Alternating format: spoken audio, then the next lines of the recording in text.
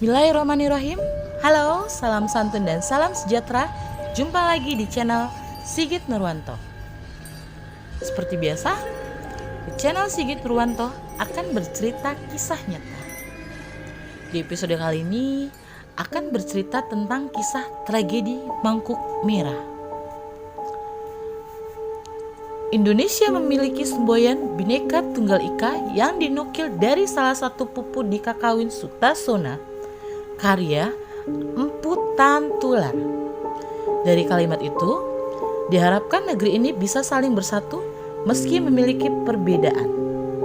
Kita ulangi lagi, bersatu meski perbedaan ada di Nusantara yang membentang dari Sabang sampai Merauke tanpa ditunggangi oleh kepentingan tertentu. Sayangnya, kesatuan yang diimpikan oleh Founding Father Indonesia atau bahkan sejak zaman Majapahit sekalipun tidak bisa menjadi nyata. Suku, etnis, golongan dan agama di Indonesia susah sekali menyatu.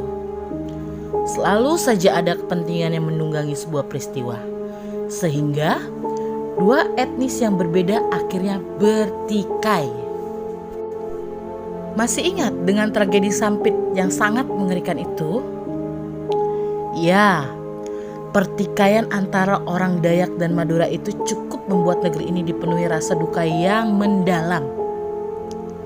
Selanjutnya di Poso, pertikaian antara dua agama besar juga membuat banyak orang mengelus dada. Selain dua kejadian di atas, ada sebuah peristiwa mengerikan di masa lalu yang menjadi borok bangsa Indonesia. Peristiwa bernama Mangkuk Merah. Sebelum membahas konflik berdarah yang ada di Kalimantan, ada baiknya kita membahas dahulu kepahlawanan etnis Tionghoa di Kalimantan. Saat Malaysia ditunggangi Inggris melakukan konfrontasi, Bung Karno menolaknya mentah-mentah. Dia tidak mau negeri ini jatuh dengan negara boneka berbentuk Inggris itu. Akhirnya, Bung Karno mengumandangkan Ganyang Malaysia yang terkenal itu. Dalam menjalankan tekanan terhadap pengaruh dari Malaysia, Bung Karno tidak melakukannya sendirian. Dia dibantu oleh etnis Tionghoa di Kalimantan yang bersatu dalam Paraku atau PGRS.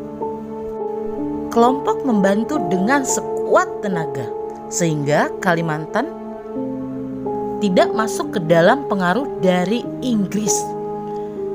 Tanpa adanya kelompok yang berisi etnis Tionghoa itu, Kalimantan bisa dicaplok dengan mudah.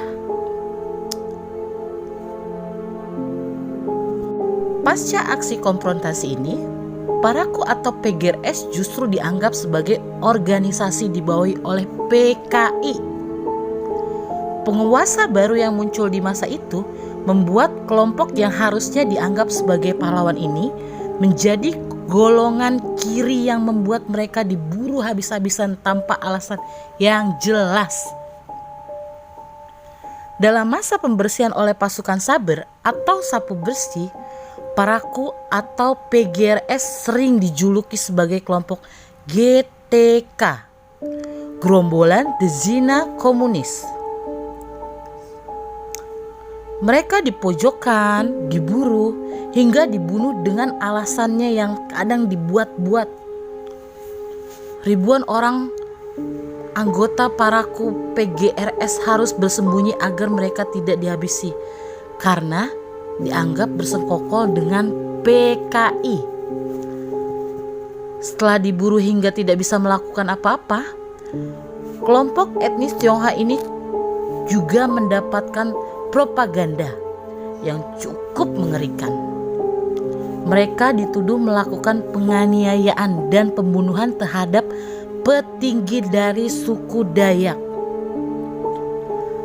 Para anggota Paraku atau PGRS yang tidak tahu apa-apa akhirnya diburu juga oleh suku Dayak yang menjadi mayoritas penduduk di Kalimantan. Konflik yang awalnya berhubungan dengan politik berubah jadi konflik rasial. Pertikaian antara etnis Tionghoa dan juga Dayak akhirnya pecah.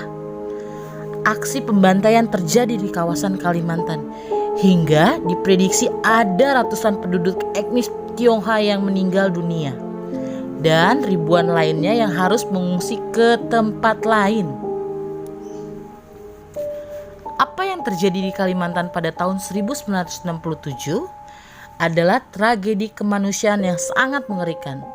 Dua etnis yang harusnya bisa bersatu padu dalam membangun Kalimantan menjadi lebih baik malah bertikai dan menyebabkan banyak orang meninggal dunia. Hal-hal semacam ini sudah sepantasnya tidak terjadi lagi. Sebagai orang Indonesia yang cerdas, kita semua harus bisa berpikir jernih, mengolah informasi yang ada agar bisa menyatakan mana yang benar, mana yang salah. Isu-isu yang beberapa hari belakangan beredar di Indonesia sebenarnya sudah dikatakan rasial dan akan menjadi bahaya jika terus dibiarkan.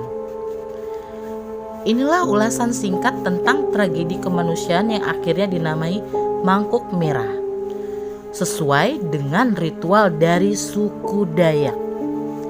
Semoga hal-hal berbau rasial bisa hilang dari negeri ini, agar kepentingan asing tidak menunggangi permasalahan tersebut.